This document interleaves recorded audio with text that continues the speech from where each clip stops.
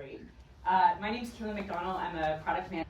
But starting from the bottom here, you can see that it's supported by our developers about Vertex AI, is that we've really combined the best of predictive and generative AI in one platform. So if you are a Vertex, and then finally, as I mentioned before, none of this exists without that foundational layer of purpose-built infrastructure. So we have GPUs, we have TPUs, all of these things are really set up to do, in addition to the fact that we've really tried to be developer-friendly by setting up a lot of quick start libraries, creating free labs, creating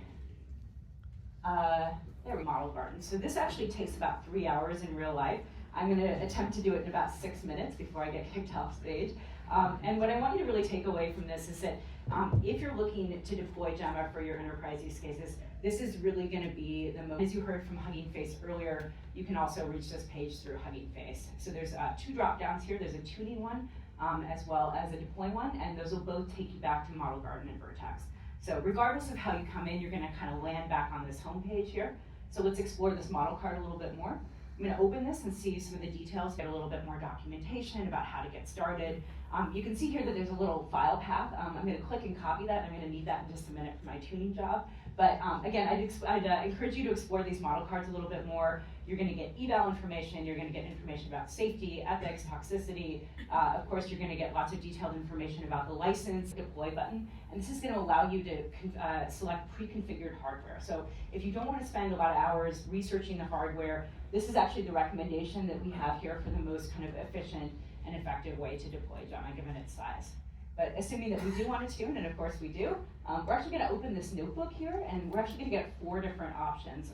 So again, definitely I would encourage you to kind of explore the different ways you can tune and deploy these models. And we've got a pre-configured notebook here. There's a little bit about the fine-tuning method we're going to use, which is LoRa.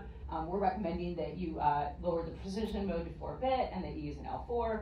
We're going to kick off the fine-tuning job. And again, that step takes about 20 to 30 minutes, maybe an hour.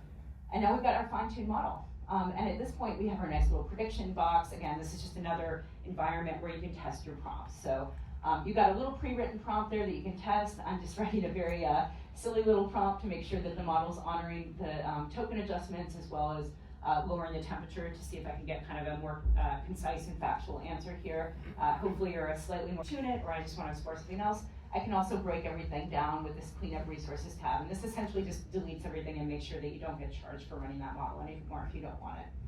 Right now we're back in model registry, and so I have my endpoint, which means that if I have an application and I want this to be the backend, it's ready to go.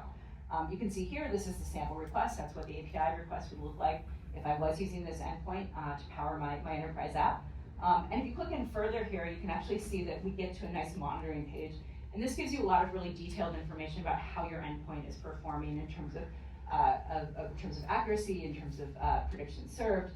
You'll see there's only a couple little artifacts there from my samples, but as you scale to an enterprise level, you can imagine that if you're getting thousands, maybe even millions of requests, an experience like this is really create many different variants. You can try other models. That workflow looks pretty much the same regardless of the open model that you select.